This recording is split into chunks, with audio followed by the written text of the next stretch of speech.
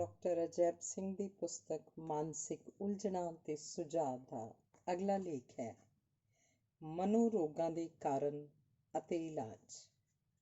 ਪੱਛਮ ਦੇ ਮਨੋਵਿਗਿਆਨੀ ਸਿਗਮੰਡ ਫਰਾਇਡ ਦੇ ਅਨੁਸਾਰ ਮਨੁੱਖੀ ਮਨ ਦੀਆਂ 3 ਪਰਤਾਂ ਹਨ: ਚੇਤ, ਅਰਧ-ਚੇਤ ਅਤੇ ਅਚੇਤ। ਸਾਨੂੰ ਪਤਾ ਹੈ ਕਿ ਸਾਡੇ ਆਮ ਵਿਚਾਰਾਂ ਤੇ ਭਾਵਨਾਵਾਂ ਦਾ ਸੰਬੰਧ ਚੇਤ ਮਨ ਨਾਲ ਹੈ।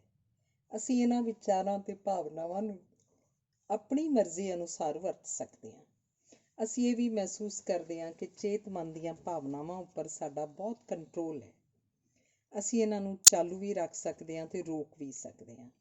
ਚੇਤ ਮਨ ਤੋਂ ਥੱਲੇ ਸਾਡੇ ਜੀਵਨ ਦੇ ਉਹ ਅਨੁਭਵ ਹੁੰਦੇ ਹਨ ਜਿਨ੍ਹਾਂ ਨੂੰ ਅਸੀਂ ਹਮੇਸ਼ਾ ਯਾਦ ਨਹੀਂ ਰੱਖਦੇ, ਪਰ ਲੋੜ ਪੈਣ 'ਤੇ ਅਸੀਂ ਉਹਨਾਂ ਸਾਰੇ ਅਨੁਭਵਾਂ ਨੂੰ ਯਾਦ ਕਰ ਸਕਦੇ ਹਾਂ ਜਿਹੜੇ ਕਿ ਬੀਤ ਚੁੱਕੇ ਹਨ। ਇਹਨਾਂ ਅਨੁਭਵਾਂ ਦਾ ਸੰਬੰਧ ਸਾਡੀ ਯਾਦਾਸ਼ਤ ਨਾਲ ਹੈ। ਇਸ ਯਾਦਾਸ਼ਤ ਨੂੰ ਅਰਧ-ਚੇਤ ਮਨ ਕਿਹਾ ਜਾਂਦਾ ਹੈ। ਅਸੀਂ ਇਹਨਾਂ ਦੋਹਾਂ ਮਨਾਂ ਨੂੰ ਆਪਣੀ ਲੋੜ ਅਨੁਸਾਰ ਵਰਤ ਸਕਦੇ ਹਾਂ। ਇਹ ਦੋਵੇਂ ਮਨ ਸਾਡੇ ਕੰਟਰੋਲ 'ਚ ਹੁੰਦੇ ਹਨ। ਅਰਧ-ਚੇਤ ਮਨ ਦੀ ਤਹਿ ਦੇ ਥੱਲੇ ਸਾਡਾ ਅਚੇਤ ਮਨ ਹੈ, ਜਿਹੜਾ ਕਿ ਸੌਖੀ ਤਰ੍ਹਾਂ ਆਪਣੇ ਆਪ ਸਾਡੇ ਕੰਟਰੋਲ ਵਿੱਚ ਨਹੀਂ ਆ ਸਕਦਾ। ਇਹ ਮਨ ਸਾਡੇ ਚੇਤ ਮਨ ਤੋਂ 9 ਗੁਣਾ ਵੱਡਾ ਹੈ। ਇਸ ਮਨ ਅੰਦਰ ਕਈ ਪ੍ਰਕਾਰ ਦੀਆਂ ਆਤਮਿਕ ਸਿੱਧੀਆਂ ਤੋਂ ਇਲਾਵਾ ਸਾਡੇ ਜੀਵਨ ਦੇ ਸਾਰੇ ਸੰਸਕਾਰ, ਸੰਭਾਵਨਾਵਾਂ, ਪੱਕ ਚੁੱਕੀਆਂ ਆਦਤਾਂ ਅਤੇ ਮਾਨਸਿਕ ਉਲਝਣਾਂ ਸ਼ਾਮਲ ਹਨ। ਅਸੀਂ ਆਪਣੇ ਜੀਵਨ ਵਿੱਚ ਜਿੰਨੇ ਵੀ ਅਪਰਾਧ, ਝੂਠ ਜਾਂ ਵੱਡੀਆਂ ਗਲਤੀਆਂ ਕਰਦੇ ਹਾਂ, ਜਾਂ ਉਹ ਖਾਹਿਸ਼ਾਂ ਜਿਨ੍ਹਾਂ ਨੂੰ ਅਸੀਂ ਪੂਰਾ ਨਹੀਂ ਕਰ ਸਕੇ, ਇਹ ਸਭ ਕੁਝ ਸਾਡੇ ਅਚੇਤ ਮਨ ਅੰਦਰ ਇਕੱਠਾ ਹੁੰਦਾ ਰਹਿੰਦਾ ਹੈ। ਮਾਨਸਿਕ ਉਲਝਣ ਜੀਵਨ ਦੀ ਉਹ ਅਧੂਰੀ ਖਾਹਿਸ਼ ਜਾਂ ਕੋਈ ਵਾਪਰ ਚੁੱਕਿਆ ਬੁਰਾ ਅਨੁਭਵ ਹੈ ਜਿਹੜਾ ਕਿ ਸਾਡੇ ਚੇਤ ਮਨ ਨੂੰ ਭੁੱਲ ਚੁੱਕਿਆ ਹੋਵੇ। ਸਾਡੀ ਹੀਣ ਭਾਵਨਾ, ਸਾਡੇ ਕੀਤੇ ਹੋਏ ਮਾੜੇ ਕੰਮ, ਜਾਂ ਕਦੇ ਸਾਡਾ ਅਪਮਾਨ ਹੋ ਗਿਆ ਹੋਵੇ, ਜਾਂ ਕੋਈ ਹੋਰ ਅਜਿਹੀ ਇੱਛਾ ਜਿਸ ਨੂੰ ਅਸੀਂ ਅਮਲੀ ਰੂਪ ਨਹੀਂ ਦੇ ਸਕੇ। ਸਾਡੇ ਲਈ ਇਹ ਸਭ ਬੁਰੇ ਅਨੁਭਵ ਹੁੰਦੇ ਹਨ। ਇਹ ਅਨੁਭਵ ਬਹੁਤੀ ਦੇਰ ਸਾਡੇ ਚੇਤ ਮਨ ਅੰਦਰ ਨਹੀਂ ਰਹਿ ਸਕਦੇ, ਕਿਉਂਕਿ ਇਹ ਅਨੁਭਵ ਸਾਡੇ ਜੀਵਨ ਨੂੰ ਦੁਖਦਾਈ ਬਣਾਉਂਦੇ ਹਨ। ਇਸ ਲਈ ਇਹ ਆਪਣੇ ਆਪ ਸਾਨੂੰ ਭੁੱਲ ਜਾਂਦੇ ਹਨ। ਅਸੀਂ ਸਮਝਦੇ ਹਾਂ ਕਿ ਅਸੀਂ ਇਹਨਾਂ ਤੋਂ ਛੁਟਕਾਰਾ ਪਾ ਲਿਆ ਹੈ, ਪਰ ਅਸਲ ਵਿੱਚ ਇਹ ਅਨੁਭਵ ਸਾਡੇ ਅਚੇਤ ਮਨ ਅੰਦਰ ਚੁੱਪਚਾਪ ਲੁਕ ਕੇ ਇਕੱਠੇ ਹੋ ਜਾਂਦੇ ਹਨ। ਸਾਡੇ ਚੇਤ ਮਨ ਨੂੰ ਇਹਨਾਂ ਦਾ ਪਤਾ ਵੀ ਨਹੀਂ ਹੁੰਦਾ ਕਿ ਇਹ ਕਦੋਂ ਤੇ ਕਿਵੇਂ ਵਾਪਰੇ ਸਨ। ਅਚੇਤ ਮਨ ਅੰਦਰ ਇਕੱਠੇ ਹੋ ਚੁੱਕੇ ਇਹਨਾਂ ਅਨੁਭਵਾਂ ਨੂੰ ਮਾਨਸਿਕ ਗੰਢਾਂ ਕਿਹਾ ਜਾਂਦਾ ਹੈ। ਇਹ ਮਾਨਸਿਕ ਗੰਢਾਂ ਸਾਰੀ ਉਮਰ ਸਾਨੂੰ ਦੁਖੀ ਕਰਦੀਆਂ ਰਹਿੰਦੀਆਂ ਹਨ। ਕਦੇ-ਕਦੇ ਬੁਰੇ ਅਨੁਭਵ ਸਾਡੇ ਚੇਤ ਮਨ ਅੰਦਰ ਨਿੱਕੀ ਜਿਹੀ ਉਡਾਰੀ ਮਾਰਦੇ ਹਨ, ਪਰ ਇਹਨਾਂ ਅਨੁਭਵਾਂ ਨਾਲ ਜੁੜੀਆਂ ਹੋਈਆਂ ਦੁਖਦਾਈ ਭਾਵਨਾਵਾਂ ਸਾਡੇ ਅਚੇਤ ਮਨ ਅੰਦਰ ਉਸੇ ਤਰ੍ਹਾਂ ਕਾਇਮ ਰਹਿੰਦੀਆਂ ਹਨ ਜਿਵੇਂ ਕਿ ਵਾਪਰੀਆਂ ਸਨ। ਅਸਲ ਵਿੱਚ ਇਹ ਦਬੀਆਂ ਹੋਈਆਂ ਭਾਵਨਾਵਾਂ ਸਾਡੇ ਜੀਵਨ ਦੀ ਅਗਵਾਈ ਕਰਦੀਆਂ ਹਨ। ਰੋਜ਼ਾਨਾ ਜੀਵਨ ਵਿੱਚ ਲੋਕਾਂ ਨਾਲ ਗੱਲਬਾਤ ਕਰਕੇ ਸਾਨੂੰ ਇਹਨਾਂ ਗੱਲਾਂ ਦਾ ਪਤਾ ਲੱਗਦਾ ਹੈ, ਜਿਵੇਂ ਕਿ ਹਰ ਗੱਲ ਕਰਨ ਸਮੇਂ ਦੂਸਰੇ ਦਾ ਵਿਰੋਧ ਕਰਨਾ, ਪੱਖਪਾਤ ਕਰਨਾ, ਤਾਨੇ ਮਿਹਣੇ, ਵਿਅੰਗ ਨਾਲ ਗੱਲ ਕਰਨੀ, ਸਾਡੀ ਪਸੰਦ ਜਾਂ ਨਾਪਸੰਦ, ਇਹ ਸਭ ਕੁਝ ਸਾਡਾ ਅਚੇਤ ਮਨ ਨਿਰਧਾਰਿਤ ਕਰਦਾ ਹੈ।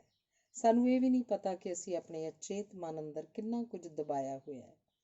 ਇਹ ਮਨ ਸਾਡੀ ਬੇਹੋਸ਼ ਅਵਸਥਾ ਦਾ ਪ੍ਰਤੀਕ ਹੈ, ਪਰ ਅਸੀਂ ਕਦੇ ਵੀ ਇਸ ਗੱਲ ਨੂੰ ਮੰਨਣ ਲਈ ਤਿਆਰ ਨਹੀਂ ਹੁੰਦੇ, ਕਿਉਂਕਿ ਕਿਸੇ ਗੱਲ ਨੂੰ ਮੰਨ ਲੈਣਾ ਸਾਡੀ ਸ਼ਾਨ ਦੇ ਖਿਲਾਫ ਹੈ। ਇਸ ਤੋਂ ਇਲਾਵਾ ਸਾਡੇ ਅਚੇਤ ਮਨ ਅੰਦਰ ਖਾਸ ਕਰ ਦਬੀਆਂ ਹੋਈਆਂ ਭਾਵਨਾਵਾਂ ਰਾਤ ਵੇਲੇ ਸੁਪਨਿਆਂ ਅਤੇ ਦਿਨ ਵੇਲੇ ਕਲਪਿਤ ਖਿਆਲਾਂ ਰਾਹੀਂ ਪ੍ਰਗਟ ਹੁੰਦੀਆਂ ਹਨ। ਸੁਪਨੇ ਵਿੱਚ ਸਾਨੂੰ ਇਸ ਤਰ੍ਹਾਂ ਲੱਗਦਾ ਹੈ ਜਿਵੇਂ ਇਹ ਘਟਨਾ ਸੱਚਮੁੱਚ ਸਾਡੀਆਂ ਅੱਖਾਂ ਦੇ ਸਾਹਮਣੇ ਵਾਪਰ ਰਹੀ ਹੈ। ਇਸ ਕਰਕੇ ਸੁਪਨੇ ਤੇ ਕਲਪਨਾ ਸਾਡੇ ਲਈ ਮਹੱਤਵਪੂਰਨ ਹਨ, ਕਿਉਂਕਿ ਸਾਨੂੰ ਪਤਾ ਲੱਗਦਾ ਹੈ ਕਿ ਅਸੀਂ ਆਪਣੇ ਅੰਦਰ ਕਿਹੋ ਜਿਹੀਆਂ ਭਾਵਨਾਵਾਂ ਨੂੰ ਦਬਾ ਕੇ ਰੱਖਿਆ ਹੈ।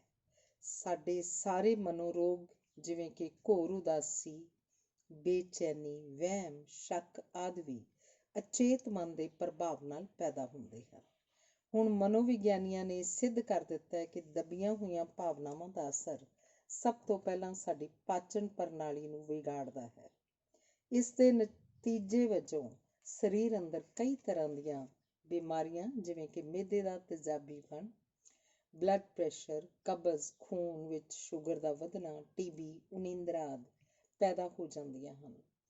ਇਹਨਾਂ ਮਨੋਰੋਗਾਂ ਤੇ ਸਰੀਰਕ ਬਿਮਾਰੀਆਂ ਦਾ ਇਲਾਜ ਦਵਾਈਆਂ ਨਾਲ ਕਦੇ ਵੀ ਨਹੀਂ ਹੋ ਸਕਦਾ, ਕਿਉਂਕਿ ਇਹਨਾਂ ਦੀਆਂ ਜੜ੍ਹਾਂ ਸਾਡੇ ਅਚੇਤ ਮਨ ਵਿੱਚ ਮੌਜੂਦ ਹਨ। ਇਸ ਲਈ ਸਾਨੂੰ ਆਪਣੇ ਅਚੇਤ ਮਨ ਤੋਂ ਜਾਣੂ ਹੋਣ ਦੀ ਬਹੁਤ ਲੋੜ ਹੈ। ਇਹ ਬਿਮਾਰੀਆਂ ਅਚੇਤ ਮਨ 'ਚ ਦੱਬੀਆਂ ਹੋਈਆਂ ਭਾਵਨਾਵਾਂ ਨੂੰ ਦੂਰ ਕਰਕੇ ਪੂਰੀ ਤਰ੍ਹਾਂ ਠੀਕ ਹੋ ਸਕਦੀਆਂ ਹਨ। ਯੋਗਿਕ ਢੰਗ ਜਿਵੇਂ ਕਿ ਆਸਣ, ਮੁਦਰਾ, ਪ੍ਰਾਣਾਯਾਮ, ਮੰਡਾਲਾ, ਵਿਪਾਸਨਾ, ਮੈਡੀਟੇਸ਼ਨ, ਹਿਪਨੋਟਿਜ਼ਮ ਆਦਿ ਨਾਲ ਇਹਨਾਂ ਬਿਮਾਰੀਆਂ ਦਾ ਇਲਾਜ ਸੰਭਵ ਹੈ। ਇਹ ਵਿਧੀਆਂ ਬੰਦੇ ਦੀ ਸੋਚ ਨੂੰ ਬਦਲ ਕੇ ਉਸਦੇ ਮਨ ਤੇ ਦਿਮਾਗ ਨੂੰ ਨਵਾਂ ਰੂਪ ਦੇ ਦਿੰਦੀਆਂ ਹਨ। ਇਹਨਾਂ ਵਿਧੀਆਂ ਦਾ ਵਰਣਨ ਇਸ ਪੁਸਤਕ ਦੇ ਦੂਜੇ ਭਾਗ ਵਿੱਚ ਕੀਤਾ ਗਿਆ ਹੈ। ਧੰਨਵਾਦ। ਅਗਲਾ ਲੇਖ ਹੈ ਚੰਗਾ ਜੀਵਨ ਇੱਕ ਵਿਸ਼ਲੇਸ਼ਣ। ਚੰਗਾ ਜੀਵਨ ਕਿਹੜਾ ਹੈ? ਇਸ ਸਵਾਲ ਨੂੰ ਚੰਗੀ ਤਰ੍ਹਾਂ ਸਮਝਣਾ ਜ਼ਰੂਰੀ ਹੈ। ਚੰਗਿਆਈ ਇੱਕ ਅਜਿਹਾ ਸ਼ਬਦ ਹੈ ਜਿਸ ਵਿੱਚ ਜੀਵਨ ਦੇ ਸਾਰੇ ਗੁਣ ਆ ਜਾਂਦੇ ਹਨ। ਇਸ ਲਈ ਚੰਗੇ ਜੀਵਨ ਨੂੰ ਅਸੀਂ ਉਸ ਪੱਖ ਤੋਂ ਵਿਚਾਰਨਾ ਹੈ ਜਿਸ ਵਿਚਾਰ ਨਾਲ ਸਾਰੇ ਸਹਿਮਤ ਹੋਣ। ਚੰਗੇ ਜੀਵਨ ਦਾ ਇੱਕ ਮਤਲਬ ਇਹ ਵੀ ਹੈ ਕਿ ਜੀਵਨ ਖੁਸ਼ੀਆਂ ਭਰਿਆ ਜ਼ਰੂਰ ਹੋਵੇ। ਜੀਵਨ ਵਿੱਚ ਖੁਸ਼ੀਆਂ ਦੀ ਪੈਰਵੀ ਕਰਨਾ ਹਰ ਮਨੁੱਖ ਦਾ ਕੁਦਰਤੀ ਸੁਭਾਅ ਹੈ।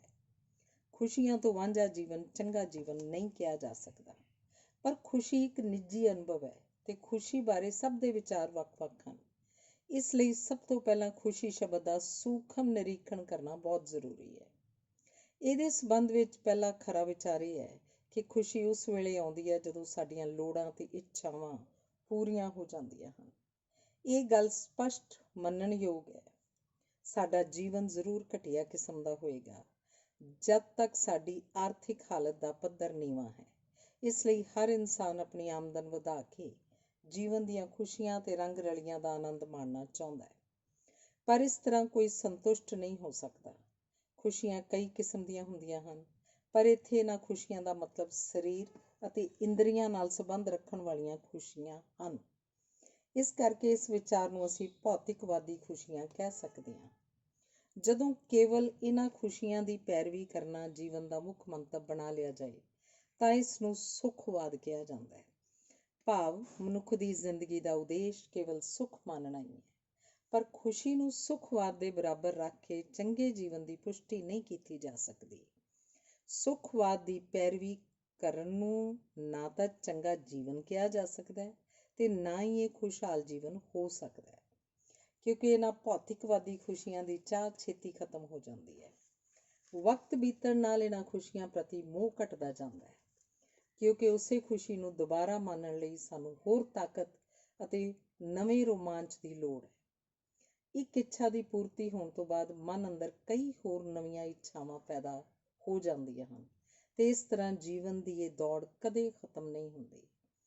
ਅਜਿਹੀ ਜੀਵਨ ਜਾਚ ਸਾਡੀ ਸਮੂਹਿਕ ਤੇ ਅਖਲਾਕੀ ਚੇਤਨਾ ਨੂੰ ਬੁੱਧੂ ਤੇ ਸਾਨੂੰ ਖੁਦਗਰਜ਼ ਤੇ ਚਲਾਕ ਬਣਾ ਦਿੰਦੀ ਹੈ। ਇਸ ਤਰ੍ਹਾਂ ਅਸੀਂ ਖੁਸ਼ਹਾਲ ਜੀਵਨ ਦਾ ਆਨੰਦ ਨਹੀਂ ਮਾਣ ਸਕਦੇ। ਖੁਸ਼ੀਆਂ ਬਾਰੇ ਦੂਸਰਾ ਵਿਚਾਰ ਇਹ ਹੈ ਕਿ ਸੁੱਖ ਅਸਲ 'ਚ ਇੱਕ ਨਿੱਜੀ ਅਨੁਭਵ ਹੈ। ਇਹ ਵਿਚਾਰ ਜ਼ਿਆਦਾ ਸੰਤੁਸ਼ਟ ਕਰਨ ਵਾਲਾ ਹੈ। ਇਸ ਸੁੱਖ ਦੇ ਵਿੱਚ ਸਰੀਰਕ ਤੰਦਰੁਸਤੀ, ਲੋੜਾਂ ਤੇ ਇੱਛਾਵਾਂ ਦੀ ਤ੍ਰਿਪਤੀ, ਆਪਣੇ ਮੰਤਵ ਦੀ ਪੂਰਤੀ, ਕੰਮ ਵਿੱਚ ਸਫਲਤਾ, ਪਰਿਵਾਰਕ ਸੁੱਖ ਆਦਿ ਸਭ ਗੱਲਾਂ ਆ ਜਾਂਦੀਆਂ ਹਨ। ਇਸ ਤੋਂ ਇਲਾਵਾ ਇਸ ਸੁੱਖ ਵਿੱਚ ਹੋਰ ਗੱਲਾਂ ਵੀ ਆ ਜਾਂਦੀਆਂ ਹਨ, ਜਿਵੇਂ ਕਿ ਮਾਨਸਿਕ ਸ਼ਾਂਤੀ ਤੇ ਤੰਦਰੁਸਤੀ। ਖੁਸ਼ ਜੀਵਨ ਉਹ ਬੇਪਰਵਾਹ ਜੀਵਨ ਹੈ ਜਿਹੜਾ ਕਿ ਡਰ, ਫਿਕਰ, ਚਿੰਤਾ ਤੇ ਭਾਵਨਾਤਮਕ ਤਣਾਅ ਤੋਂ ਪੂਰੀ ਤਰ੍ਹਾਂ ਮੁਕਤ ਹੋਵੇ। ਆਦਮੀ ਲਈ ਇਹ ਸ਼ਾਂਤੀ, ਇਕਸੁਰਤਾ ਤੇ ਸਬਰ ਸੰਤੋਖ ਇੱਕ ਮਨੋਵਿਗਿਆਨਕ ਅਵਸਥਾ ਹੈ। ਉੱਚੇ ਪੱਧਰ ਤੇ ਖੁਸ਼ੀ ਦਾ ਇਹ ਵਿਚਾਰ ਆਦਮੀ ਦੇ ਆਤਮਿਕ ਵਿਕਾਸ ਉੱਪਰ ਜ਼ੋਰ ਦਿੰਦਾ ਹੈ। ਆਤਮਿਕ ਵਿਕਾਸ ਦਾ ਸੰਬੰਧ ਜੀਵਨ ਦੀ ਸੱਚਾਈ ਨੂੰ ਜਾਣਨ ਨਾਲ ਹੈ। ਇਸ ਲਈ ਖੁਸ਼ੀ ਦਾ ਇਹ ਵਿਚਾਰ ਮਾਨਸਿਕ ਤੇ ਆਤਮਿਕ ਪੱਖ ਤੋਂ ਬਹੁਤ ਮਹੱਤਵਪੂਰਨ ਸਮਝਿਆ ਜਾਂਦਾ ਹੈ। ਖੁਸ਼ੀਆਂ ਬਾਰੇ ਤੀਸਰਾ ਵਿਚਾਰ ਇਹ ਹੈ ਕਿ ਖੁਸ਼ੀ ਇੱਕ ਮਾਨਸਿਕ ਅਵਸਥਾ ਹੈ। ਇੱਕ ਫਿਲਾਸਫਰ ਨੇ ਕਿਹਾ ਕਿ ਜੀਵਨ ਵਿੱਚ ਕੁਝ ਵੀ ਮੰਦਭਾਗਾ ਜਾਂ ਦੁਖੀ ਕਰਨ ਵਾਲਾ ਨਹੀਂ ਹੈ ਜਦ ਤੱਕ ਅਸੀਂ ਇਸ ਤਰ੍ਹਾਂ ਸੋਚਦੇ ਨਹੀਂ। ਇਹਦਾ ਮਤਲਬ ਹੈ ਕਿ ਖੁਸ਼ੀ ਜਾਂ ਨਾ ਖੁਸ਼ੀ ਇਸ ਗੱਲ ਤੇ ਨਿਰਭਰ ਕਰਦੀ ਹੈ ਕਿ ਅਸੀਂ ਉਸ ਮੌਕੇ ਦਾ ਭਾਵ ਕਿਵੇਂ ਕੱਢਦੇ ਹਾਂ। ਖੁਸ਼ੀ ਜਾਂ ਗਮੀ ਦੇ ਉਸ ਮੌਕੇ ਦਾ ਭਾਵ ਕੱਢਣਾ ਵਿਅਕਤੀ ਦੀ ਸਿਆਣਪ ਉੱਪਰ ਨਿਰਭਰ ਕਰਦਾ ਹੈ। ਉਸ ਮੌਕੇ ਕੋਈ ਆਦਮੀ ਖੁਸ਼ ਵੀ ਹੋ ਸਕਦਾ ਹੈ ਤੇ ਨਹੀਂ ਵੀ। ਇਸ ਲਈ ਇਸ ਵਿਚਾਰ ਨੂੰ ਖੁਸ਼ੀ ਦਾ ਫਿਲਾਸਫੀਕਲ ਜਾਂ ਮਹਾਨ ਵਿਚਾਰ ਕਿਹਾ ਜਾਂਦਾ ਹੈ। ਖੁਸ਼ੀ ਦਾ ਇੱਕ ਚੌਥਾ ਵਿਚਾਰ ਇਹ ਵੀ ਹੈ ਕਿ ਅਸੀਂ ਓਨਾ ਚਿਰ ਖੁਸ਼ ਨਹੀਂ ਹੋ ਸਕਦੇ ਜਦ ਤੱਕ ਸਾਡੇ ਚਾਰੇ ਪਾਸੇ ਲੋਕ ਨਾ ਖੁਸ਼ ਹਨ। ਇਸ ਲਈ ਕੋਈ ਵੀ ਆਦਮੀ ਪੂਰੀ ਤਰ੍ਹਾਂ ਖੁਸ਼ ਨਹੀਂ ਰਹਿ ਸਕਦਾ ਜਦ ਤੱਕ ਉਹਦੇ ਨਾਲ ਸਾਰੇ ਖੁਸ਼ ਨਹੀਂ ਹੁੰਦੇ। ਇਸ ਵਿਚਾਰ ਅਨੁਸਾਰ ਸਾਨੂੰ ਸਭ ਨੂੰ ਪਰਿਵਾਰਕ ਤੇ ਸਮਾਜਿਕ ਭਲਾਈ ਬਾਰੇ ਸੋਚਣਾ ਚਾਹੀਦਾ ਹੈ। ਖੁਸ਼ੀ ਦੇ ਇਸ ਵਿਚਾਰ ਨੂੰ ਬਰਨਾਰਡ ਸ਼ਾਹ ਦੇ ਬਿਆਨ ਨਾਲ ਜੋੜਿਆ ਜਾ ਸਕਦਾ ਹੈ। ਉਹਨੇ ਕਿਹਾ ਹੈ, ਜਿਵੇਂ ਅਸੀਂ ਧਨ ਕਮਾਉਣ ਤੋਂ ਬਗੈਰ ਇਹਨੂੰ ਖਰਚ ਨਹੀਂ ਕਰ ਸਕਦੇ, ਇਸੇ ਤਰ੍ਹਾਂ ਖੁਸ਼ੀ ਵੰਡਣ ਤੋਂ ਬਗੈਰ ਸਾਨੂੰ ਖੁਸ਼ ਰਹਿਣ ਦਾ ਕੋਈ ਹੱਕ ਨਹੀਂ ਹੈ। ਮਨੁੱਖ ਦੀ ਖੁਸ਼ੀ ਬਾਰੇ ਇਹ ਸਾਰੇ ਵਿਚਾਰ ਪਰਸਪਰ ਸੰਬੰਧਿਤ ਅਤੇ ਇੱਕ ਦੂਜੇ ਦੇ ਪੂਰਕ ਹਨ। ਇਹ ਚਾਰੇ ਵਿਚਾਰ ਸਾਡੇ ਲਈ 360 ਡਿਗਰੀ ਦੇ ਕੋਣ ਵਾਲਾ ਖੁਸ਼ੀ ਦਾ ਦ੍ਰਿਸ਼ ਪੇਸ਼ ਕਰਦੇ ਹਨ। ਪਰ ਹੁਣ ਦੇਖਣ ਵਾਲੀ ਗੱਲ ਇਹ ਹੈ ਕਿ ਖੁਸ਼ੀ ਤੇ ਚੰਗਿਆਈ ਦੇ ਦਰਮਿਆਨ ਕੀ ਸੰਬੰਧ ਹੈ। ਇਸ ਬਾਰੇ ਇਹ ਵਿਚਾਰ ਹੈ ਕਿ ਮਨੁੱਖ ਦੇ ਜੀਵਨ ਦਾ ਮੰਤਵ ਉਸ ਖੁਸ਼ੀ ਦੀ ਭਾਲ ਕਰਨਾ ਹੈ ਜਿਹੜੀ ਸਦਾ ਉਹਦੇ ਕੋਲ ਰਹੇ। ਅਸੀਂ ਉਸ ਖੁਸ਼ੀ ਨੂੰ ਪਰਮਾਨੰਦ ਕਹਿ ਸਕਦੇ ਹਾਂ। ਜਦ ਤੱਕ ਅਸੀਂ ਆਪ ਚੰਗੇ ਨਹੀਂ ਬਣਦੇ, ਅਸੀਂ ਇਸ ਸਦਾ ਰਹਿਣ ਵਾਲੀ ਖੁਸ਼ੀ ਨੂੰ ਕਦੇ ਵੀ ਪ੍ਰਾਪਤ ਨਹੀਂ ਕਰ ਸਕਦੇ। ਇਹਦਾ ਮਤਲਬ ਇਹ ਹੈ ਕਿ ਚੰਗਿਆਈ ਇੱਕ ਲੋੜੀਂਦਾ ਮਾਰਗ ਹੈ ਖੁਸ਼ੀ ਨੂੰ ਪ੍ਰਾਪਤ ਕਰਨ ਦਾ। ਸਾਡੇ ਜੀਵਨ ਵਿੱਚ ਚੰਗਿਆਈ ਦੀ ਨੀਂਹ ਕੇਵਲ ਪਿਆਰ ਨਾਲ ਰੱਖੀ ਜਾ ਸਕਦੀ ਹੈ। ਇਸ ਲਈ ਚੰਗਾ ਜੀਵਨ ਉਹ ਹੈ ਜਿਹਨੂੰ ਪਿਆਰ ਦੇ ਨਾਲ ਉਤਸ਼ਾਹਿਤ ਕੀਤਾ ਜਾਵੇ। ਚੰਗੇ ਜੀਵਨ ਦਾ ਸੋਮਾ ਹੈ ਪਿਆਰ, ਜੀਵਨ ਪ੍ਰਤੀ ਪਿਆਰ। ਪਿਆਰ ਨਾਲ ਅਸੀਂ ਸਾਰੇ ਜੀਵਨ ਦੀ ਗਹਿਰਾਈ ਨੂੰ ਘੋਖ ਸਕਦੇ ਹਾਂ। ਇਸ ਲਈ ਸਾਨੂੰ ਅਜਿਹੇ ਢੰਗ ਤੇ ਤਰੀਕੇ ਲੱਭਣੇ ਚਾਹੀਦੇ ਹਨ ਜਿਹੜੇ ਕਿ ਮਨੁੱਖ ਦੇ ਦਿਲ ਅੰਦਰ ਪਿਆਰ ਦੀ ਭਾਵਨਾ ਨੂੰ ਵਿਕਸਿਤ ਕਰਨ। ਇਸ ਪੁਸਤਕ ਦਾ ਦੂਸਰਾ ਭਾਗ ਖੁਸ਼ੀਆਂ ਭਰਪੂਰ ਚੰਗੇ ਜੀਵਨ ਦੀ ਪ੍ਰਾਪਤੀ ਲਈ ਕੁਝ ਸੁਝਾਅ ਪੇਸ਼ ਕਰਨ ਦਾ ਯਤਨ ਹੈ। ਧੰਨਵਾਦ। ਡਾਕਟਰ ਅਜੈਬ ਸਿੰਘ ਦੀ ਪੁਸਤਕ ਮਾਨਸਿਕ ਉਲਝਣਾਂ ਤੇ ਸੁਝਾਅ ਦਾ ਦੂਸਰਾ ਭਾਗ। ਇਸ ਦਾ ਲੇਖ ਹੈ ਜੀਵਨ ਜਿਉਣ ਦਾ ਸਹੀ ਢੰਗ। ਮਨੁੱਖੀ ਜੀਵਨ ਇੱਕ ਕੀਮਤੀ ਖਜ਼ਾਨਾ ਹੈ। ਸਾਨੂੰ ਇਹ 70, 80 ਜਾਂ 100 ਸਾਲ ਦਾ ਜੀਵਨ ਸਿਰਫ ਜਿਉਣ ਲਈ ਮਿਲਿਆ ਹੈ। ਇਸ ਜੀਵਨ ਦਾ ਹੋਰ ਕੋਈ ਵੀ ਮੰਤਵ ਨਹੀਂ ਹੈ। ਸਾਡਾ ਇਹ ਜੀਵਨ ਬੇਅੰਤ ਚੰਗੇ ਮੌਕਿਆਂ ਨਾਲ ਭਰਿਆ ਪਿਆ ਹੈ। ਪਰ ਜਿਸ ਵਕਤ ਅਸੀਂ ਇਸ ਗੱਲ ਤੋਂ ਜਾਣੂ ਹੁੰਦੇ ਹਾਂ, ਉਸ ਸਮੇਂ ਸਾਡਾ ਬਹੁਤਾ ਜੀਵਨ ਬੀਤ ਚੁੱਕਿਆ ਹੁੰਦਾ ਹੈ। ਸਾਨੂੰ ਅਸਲ ਵਿੱਚ ਜੀਵਨ ਦੀ ਸਮਝ ਉਸ ਵੇਲੇ ਆਉਂਦੀ ਹੈ ਜਦੋਂ ਸਾਡੀ ਅੱਧੀ ਉਮਰ ਬੀਤ ਜਾਂਦੀ ਹੈ। ਇਸ ਤੋਂ ਪਹਿਲਾਂ ਜੀਵਨ ਦੇ ਭੇਤਾਂ ਦਾ ਪਤਾ ਲੱਗਣਾ ਮੁਸ਼ਕਿਲ ਹੈ। ਅਸੀਂ ਖੁਸ਼ੀ, ਆਨੰਦ, ਸਵਰਗ ਤੇ ਹੋਰ ਸਭ ਕੁਝ ਇਸੇ ਜੀਵਨ ਵਿੱਚ ਪ੍ਰਾਪਤ ਕਰ ਸਕਦੇ ਹਾਂ। ਪਰ ਵਿਵੇਕ ਦੀ ਘਾਟ ਕਾਰਨ ਸਾਡਾ ਸਾਰਾ ਜੀਵਨ ਦੁੱਖਾਂ ਤੇ ਝਗੜਿਆਂ 'ਚ ਐਵੇਂ ਅਜਾਈਂ ਚਲਿਆ ਜਾਂਦਾ ਹੈ। ਇੱਕ ਕਹਾਣੀ ਨਾਲ ਇਸ ਗੱਲ ਨੂੰ ਠੀਕ ਤਰ੍ਹਾਂ ਸਪਸ਼ਟ ਕੀਤਾ ਜਾ ਸਕਦਾ ਹੈ। ਇੱਕ ਦਿਨ ਸਵੇਰ ਵੇਲੇ ਸੂਰਜ ਚੜ੍ਹਨ ਤੋਂ ਪਹਿਲਾਂ ਇੱਕ ਮਛੇਰਾ ਮੱਛੀਆਂ ਫੜਨ ਲਈ ਦਰਿਆ ਕੋਲ ਗਿਆ। ਦਰਿਆ ਦੇ ਕੰਢੇ ਦੇ ਨੇੜੇ ਹਨੇਰੇ ਵਿੱਚ ਉਹਦਾ ਪੈਰ ਇੱਕ ਚੀਜ਼ ਨਾਲ ਟਕਰਾ ਗਿਆ। ਉਹਨੇ ਝੁੱਕ ਕੇ ਥੱਲੇ ਦੇਖਿਆ। ਛੋਟੇ ਛੋਟੇ ਪੱਥਰਾਂ ਨਾਲ ਭਰਿਆ ਹੋਇਆ ਇੱਕ ਝੋਲਾ ਉਹਨੂੰ ਮਿਲਿਆ। ਉਹਨੇ ਝੋਲਾ ਆਪਣੇ ਹੱਥ 'ਚ ਫੜ ਲਿਆ। ਉਹ ਆਪਣਾ ਕੰਮ ਸ਼ੁਰੂ ਕਰਨ ਲਈ ਸੂਰਜ ਚੜ੍ਹਨ ਦੀ ਉਡੀਕ ਕਰਨ ਲੱਗਿਆ। ਉਹਦਾ ਮਨ ਵਿਚਾਰਾਂ ਤੇ ਚਿੰਤਾਵਾਂ ਵਿੱਚ ਘਿਰਿਆ ਹੋਣ ਕਰਕੇ ਉਹਨੇ ਸੁਸਤੀ ਨਾਲ ਝੋਲੇ ਵਿੱਚੋਂ ਇੱਕ ਪੱਥਰ ਕੱਢਿਆ ਤੇ ਉਹਨੂੰ ਪਾਣੀ ਵਿੱਚ ਸੁੱਟ ਦਿੱਤਾ। ਫਿਰ ਉਹਨੇ ਇੱਕ ਹੋਰ ਪੱਥਰ ਪਾਣੀ ਵਿੱਚ ਸੁੱਟਿਆ। ਸਵੇਰ ਦੇ ਸ਼ਾਂਤ ਵਾਤਾਵਰਨ ਵਿੱਚ ਉਹ ਪੱਥਰਾਂ ਦੇ ਪਾਣੀ ਵਿੱਚ ਡਿੱਗਣ ਦੀ ਆਵਾਜ਼ ਨੂੰ ਸੁਣਦਾ ਤੇ ਇੱਕ ਇੱਕ ਕਰਕੇ ਪੱਥਰਾਂ ਨੂੰ ਪਾਣੀ ਵਿੱਚ ਸੁੱਟਦਾ ਰਿਹਾ। ਹੌਲੀ ਹੌਲੀ ਸਵੇਰ ਦਾ ਸੂਰਜ ਨਿਕਲ ਆਇਆ ਤੇ ਚਾਰੇ ਪਾਸੇ ਰੌਸ਼ਨੀ ਹੋ ਗਈ। ਤਦ ਤੱਕ ਉਹਨੇ ਝੋਲੇ ਵਿੱਚੋਂ ਸਾਰੇ ਪੱਥਰ ਦਰਿਆ 'ਚ ਸੁੱਟ ਦਿੱਤੇ ਸਨ। ਸਿਰਫ ਇੱਕ ਪੱਥਰ ਉਹਦੇ ਹੱਥ 'ਚ ਰਹਿ ਗਿਆ ਸੀ। ਉਹਦਾ ਸਾਹ ਰੁਕ ਗਿਆ ਜਦੋਂ ਸੂਰਜ ਦੀ ਰੌਸ਼ਨੀ ਵਿੱਚ ਉਹਨੇ ਦੇਖਿਆ ਕਿ ਉਹਦੇ ਹੱਥ ਵਿੱਚ ਪੱਥਰ ਨਹੀਂ, ਹੀਰਾ ਸੀ। ਉਹਨੇ ਝੋਲੇ ਵਿੱਚੋਂ ਕੱਢ ਕੇ ਸਾਰੇ ਹੀਰੇ ਪੱਥਰ ਸਮਝ ਕੇ ਨਦੀ ਵਿੱਚ ਸੁੱਟ ਦਿੱਤੇ ਸਨ। ਅਫਸੋਸ ਨਾਲ ਉਹ ਚੀਕਾਂ ਮਾਰ ਕੇ ਰੋਣ ਲੱਗਿਆ। ਉਹਨੂੰ ਅਚਾਨਕ ਹੀ ਇੰਨੀ ਦੌਲਤ ਮਿਲ ਗਈ ਸੀ ਜਿਸ ਨਾਲ ਉਹ ਬੇਅੰਤ ਅਮੀਰ ਬਣ ਸਕਦਾ ਸੀ। ਪਰ ਹਨੇਰੇ ਵਿੱਚ ਬਿਨਾਂ ਜਾਣੇ ਉਹਨੇ ਇਹਨਾਂ ਹੀਰਿਆਂ ਨੂੰ ਪੱਥਰ ਸਮਝ ਕੇ ਦਰਿਆ 'ਚ ਸੁੱਟ ਦਿੱਤਾ ਸੀ। ਸਾਡੇ ਵਿੱਚੋਂ ਬਹੁਤਿਆਂ ਦੇ ਜੀਵਨ ਵਿੱਚ ਇਸੇ ਤਰ੍ਹਾਂ ਚਾਰੇ ਪਾਸੇ ਹਨੇਰਾ ਹੀ ਹਨੇਰਾ ਹੈ। ਸਾਰੀ ਉਮਰ ਬੀਤ ਜਾਂਦੀ ਹੈ ਪਰ ਉਹਨਾਂ ਦੇ ਜੀਵਨ ਵਿੱਚ ਸੂਰਜ ਕਦੇ ਵੀ ਨਹੀਂ ਚੜ੍ਹਦਾ।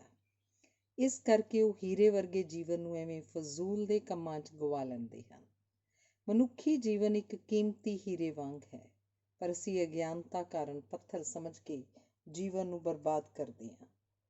ਸਾਰੀ ਉਮਰ ਅਸੀਂ ਇਸੇ ਤਰ੍ਹਾਂ ਸੋਚਦੇ ਹਾਂ। ਅਸੀਂ ਆਪਣੀ ਇਸ ਸੋਚ ਨੂੰ ਬਦਲ ਕੇ ਜੀਵਨ ਨੂੰ ਇੱਕ ਨਵੇਂ ਦ੍ਰਿਸ਼ਟੀਕੋਣ ਤੋਂ ਵਿਚਾਰ ਸਕਦੇ ਹਾਂ। ਇਹ ਸਮੱਸਿਆ ਪਤੀ ਪਤਨੀ ਜਾਂ ਬੱਚਿਆਂ ਦੀ ਨਹੀਂ ਹੈ, ਇਹ ਸਾਡੇ ਸਾਰਿਆਂ ਦੀ ਨਿੱਜੀ ਸਮੱਸਿਆ ਹੈ। ਇਸ ਸਮੱਸਿਆ ਦੀ ਜੜ ਸਾਡੇ ਸਭ ਦੇ ਅੰਦਰ ਹੈ। ਸਾਨੂੰ ਕੇਵਲ ਆਪਣੀ ਸੋਚ ਨੂੰ ਬਦਲਣ ਦੀ ਲੋੜ ਹੈ। ਫਿਰ ਸਾਡਾ ਸਾਰਾ ਜੀਵਨ ਆਪਣੇ ਆਪ ਬਦਲ ਸਕਦਾ ਹੈ। ਜਿਵੇਂ ਸੂਰਜ ਚੜ੍ਹਨ ਨਾਲ ਚਾਰੇ ਪਾਸੇ ਚਾਨਣ ਹੋ ਜਾਂਦਾ ਹੈ, ਇਸੇ ਤਰ੍ਹਾਂ ਵਿਵੇਕ, ਗਿਆਨ ਤੇ ਸਮਝ ਦੀ ਲਾਟ ਨਾਲ ਸਾਡਾ ਸਾਰਾ ਜੀਵਨ ਰੌਸ਼ਨ ਹੋ ਸਕਦਾ ਹੈ। ਆਪਣੇ ਜੀਵਨ ਨੂੰ ਸਜਾਉਣਾ ਜਾਂ ਬਣਾਉਣਾ ਬਹੁਤ ਮਹਾਨ ਸਾਧਨਾ ਹੈ। ਬਚਪਨ ਤੇ ਜਵਾਨੀ ਵਿੱਚ ਸਾਨੂੰ ਠੀਕ ਸਿੱਖਿਆ ਨਹੀਂ ਦਿੱਤੀ ਜਾਂਦੀ। ਸਾਨੂੰ ਸਕੂਲ ਊੜਾ ਐੜਾ ਸਿੱਖਣ ਲਈ ਭੇਜਿਆ ਜਾਂਦਾ ਹੈ, ਪਰ ਅਸਲ ਵਿੱਚ ਅਸੀਂ ਜੀਵਨ ਬਾਰੇ ਕੁਝ ਵੀ ਨਹੀਂ ਸਿੱਖਦੇ। ਇਸ ਗੱਲ ਦਾ ਸਾਨੂੰ ਬਾਅਦ 'ਚ ਪਤਾ ਲੱਗਦਾ ਹੈ। ਜਦੋਂ ਅਸੀਂ ਆਪਣੇ ਜੀਵਨ ਵਿੱਚ ਕਿਸੇ ਸੰਕਟ ਦਾ ਸਾਹਮਣਾ ਕਰਦੇ ਹਾਂ ਤਾਂ ਅਸੀਂ ਨਿਰਾਸ਼ ਹੋ ਕੇ ਇਹ ਸੋਚਦੇ ਹਾਂ ਕਿ ਸਾਡੇ ਨਾਲ ਜੀਵਨ ਵਿੱਚ ਅਨਿਆਂ ਹੋ ਰਿਹਾ ਹੈ। ਇਹ ਨਿਰਾਸ਼ਾ ਸਾਡੀ ਕਮਜ਼ੋਰ ਮਨੋਵਸਥਾ ਦਾ ਪ੍ਰਤੀਕ ਹੈ। ਜੇ ਅਸੀਂ ਇਸ ਤਰ੍ਹਾਂ ਜੀਵਨ ਤੋਂ ਨਿਰਾਸ਼ ਹੋਵਾਂਗੇ ਤਾਂ ਇਹਦਾ ਮਤਲਬ ਹੈ ਕਿ ਅਸੀਂ ਹੋਸ਼ ਵਿੱਚ ਨਹੀਂ, ਅਸੀਂ ਗਲਤ ਢੰਗ ਨਾਲ ਜੀਵਨ 'ਚ ਅੱਗੇ ਵਧ ਰਹੇ ਹਾਂ। ਜੀਵਨ ਸਾਡੇ ਲਈ ਖੁਸ਼ੀਆਂ ਦੀ ਝੜੀ ਲਗਾ ਸਕਦਾ ਹੈ, ਜੇ ਸਾਨੂੰ ਜੀਵਨ ਜਿਉਣ ਦਾ ਸਹੀ ਢੰਗ ਪਤਾ ਹੋਵੇ। ਇਹ ਢੰਗ ਰਾਤੋਂ ਰਾਤ ਨਹੀਂ ਸਿੱਖਿਆ ਜਾ ਸਕਦਾ। ਇਹਨੂੰ ਸਿੱਖਣਾ ਜੀਵਨ ਭਰ ਦਾ ਕੰਮ ਹੈ। ਇਸ ਢੰਗ ਨੂੰ ਸਿੱਖਣ ਲਈ ਸਾਨੂੰ ਆਪਣੇ ਮਨ ਦੇ ਪੁਰਾਣੇ ਵਿਚਾਰਾਂ ਤੇ ਆਦਤਾਂ ਨੂੰ ਬਦਲਣਾ ਪਏਗਾ, ਆਪਣੀ ਮਨੋਵਸਥਾ ਨੂੰ ਤਬਦੀਲ ਕਰਨਾ ਪਏਗਾ। ਫਿਰ ਅਸੀਂ ਨਿਰਾਸ਼ਾ ਤੋਂ ਆਸ਼ਾ ਵੱਲ ਵੱਧ ਸਕਦੇ ਹਾਂ। ਇਸ ਕਰਕੇ ਸਾਨੂੰ ਆਪਣੇ ਜੀਵਨ ਵਿੱਚ ਯੋਗਾ ਨੂੰ ਸ਼ਾਮਲ ਕਰਨ ਦੀ ਬਹੁਤ ਲੋੜ ਹੈ। ਯੋਗਾ ਦਾ ਗਿਆਨ ਹੀ ਸਾਨੂੰ ਇਹ ਸਭ ਕੁਝ ਸਿਖਾਉਂਦਾ ਹੈ। ਯੋਗਾ ਦਾ ਬਾਕਾਇਦਾ ਅਭਿਆਸ ਸਾਡੇ ਸਰੀਰ ਨੂੰ ਸਵਸਥ ਅਤੇ ਮਨ ਨੂੰ ਸ਼ਾਂਤ ਰੱਖਦਾ ਹੈ। ਯੋਗਾ ਨੂੰ ਆਪਣੇ ਜੀਵਨ ਵਿੱਚ ਸ਼ਾਮਲ ਕਰਕੇ ਸਾਡੇ ਗ੍ਰਸਤੀ ਜੀਵਨ ਵਿੱਚ ਇਕਸੁਰਤਾ ਤੇ ਸ਼ਾਂਤੀ ਕਾਇਮ ਰਹਿ ਸਕਦੀ ਹੈ। ਧੰਨਵਾਦ।